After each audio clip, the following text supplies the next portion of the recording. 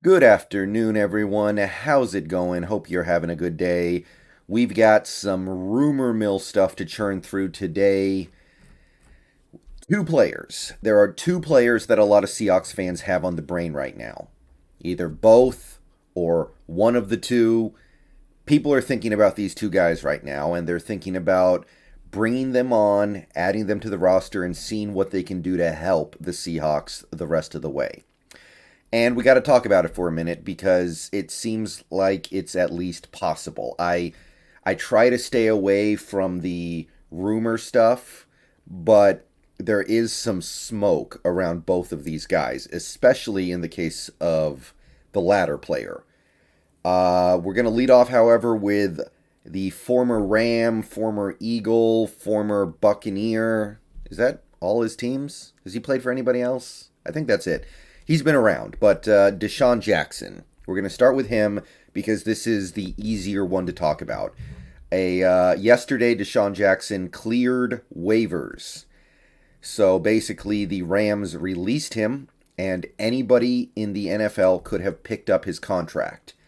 And nobody did. Therefore, Desean Jackson now becomes a free agent, meaning that he can sign with any team for any contract, pretty much. Veteran minimum to, I guess somebody could sign him to deal for the entire salary cap, but we're probably looking at a couple million at most, somewhere between that veteran minimum and 2.5 million for a year.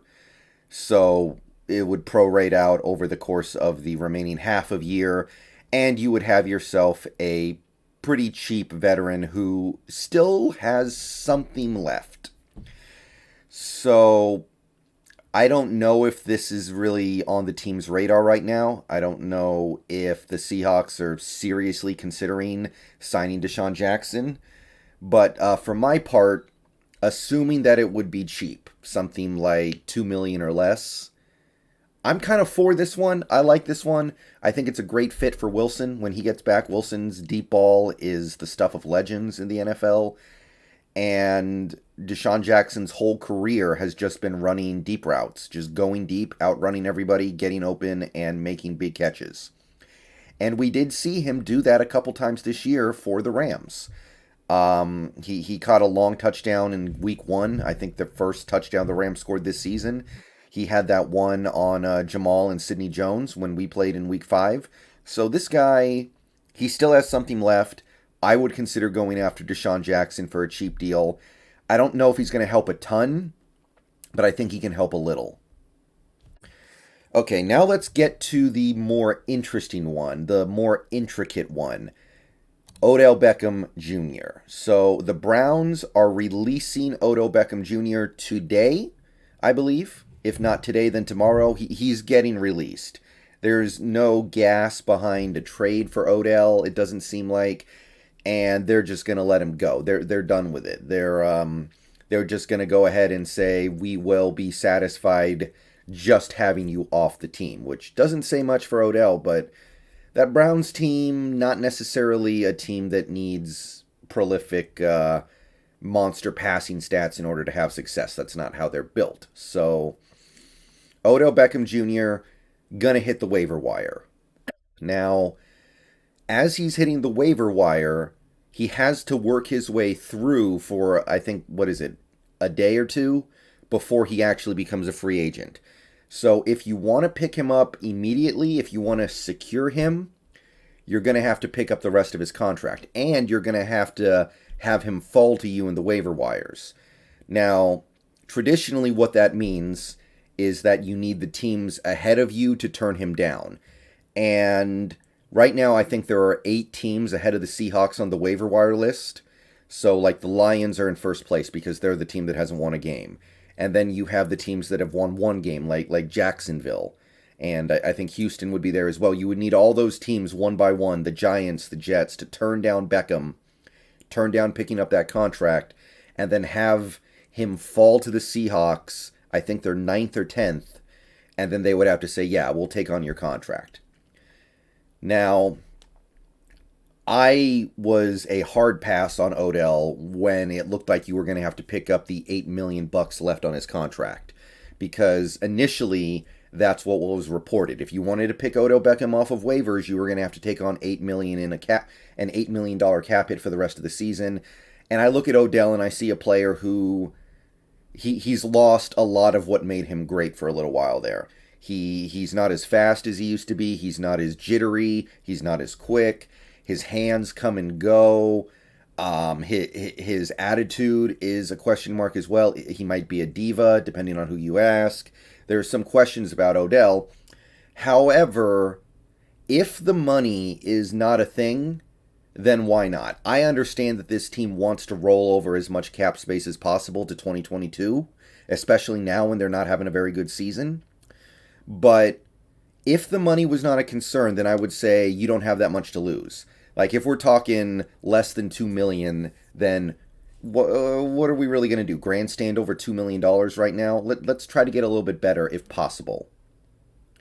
And the reason why that scenario that I just brought up is actually relevant is because picking Odell up off waivers would not necessarily incur the $8 million cap hit that I was talking about. Josiah Anderson on Twitter had this tweet earlier today, actually early this morning. Odell Beckham Jr. has $8.05 million remaining in base salary. The Browns have salary conversion rights in his contract. This means the club has the ability to convert his salary into signing bonus. The more money converted, the less salary left, making it easier for a team to claim him. Now, that's a little hard to understand exactly what Anderson's trying to say here, but the short version is that the Browns can take on a significant portion of his remaining base salary in order to get another team to pick him up. How much? Field Goals will actually chime in with the answer to that one. Cleveland can reduce Beckham's base salary for the remainder of the 2021 season down to slightly more than $500,000, half of $1.075 million. That means that any team claiming Beckham could replace a minimum salary player on the roster with OBJ and would need just $200,000 in additional cap space over the remainder of the year to do so.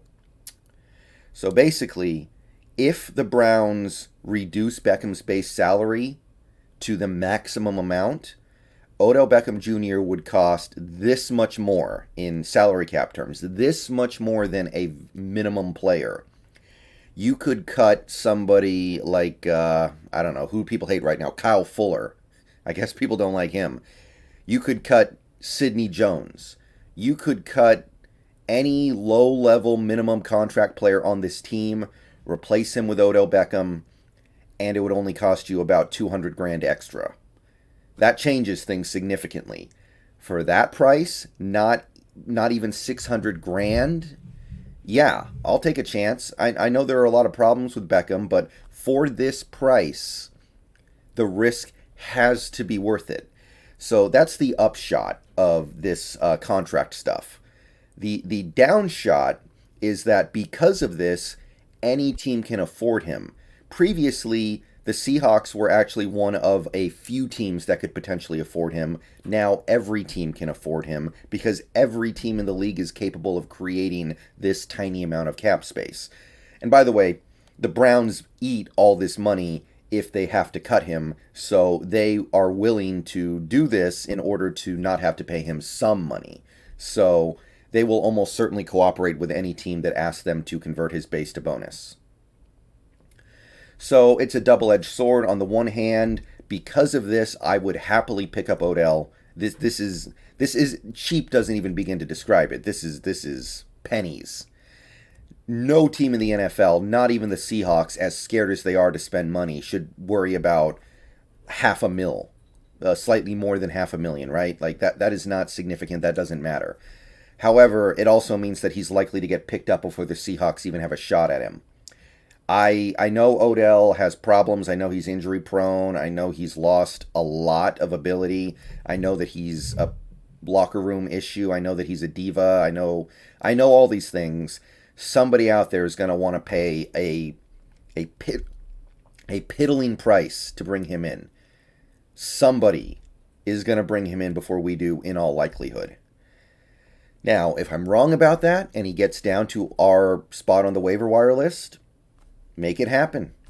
Make it happen. No risk, only reward. And the reward might not be that much. It might be somewhat unlikely that you get the reward, but in order to make good things happen, sometimes you do have to take these. I'm not even going to call it a risk. It's not a risk. For this amount of money, no risk. The only risk I can think of is that you give DK Metcalf another weirdo to hang out with, but I'm not even thinking about that. I don't think that's a real concern. I know some people in our stream yesterday over on the Hawks Nest were talking about that, but nah, I can't worry about stuff like that. This team, while they probably shouldn't be taking on significant salary right now because they're not very good and they're way behind in the division, if they can make a little move like this, or even the Desean Jackson thing, just spend a little bit of money to mix things up a little bit, I think you owe it to your quarterback, your team, your fan base to do it. And I have my doubts that either of these things are going to happen. I have every reason to believe that the Seahawks right now would rather burn down Lumen Field than spend a penny of their remaining cap space. They just seem petrified of spending any money right now. That's the only way I can put it. They're scared to blow it up. They're scared to take on salary. Like, they're just scared to do anything. They're just like paralyzed with fear right now. But if they can get past that, make it happen. Now, in the case of the Desean Jackson thing, I will admit this. I don't know if he would really want to come here. Desean Jackson wants to go somewhere where he gets playing time and catches and targets and snaps. That might not be here compared to a place like the Saints. And also, a team like the Saints is more likely to actually contend. Desean Jackson might not really want to come to Seattle, but beggars can't be choosers. And if Odell slips through the waiver wire crack somehow and ends up a free agent, then same might apply to him. But we'll cross that bridge when we come to it. Let me know what you guys think down below. I'm going to say this. I was not in on the Odell Beckham stuff at all. I was completely against it. But this contract stuff, it changes things. And just, it would be interesting, right? I don't know if it would work or not. I don't know if it would help, but it would be interesting. Just do it. If you can. All right, see you guys later. Go Hawks. Let me know what you think down below.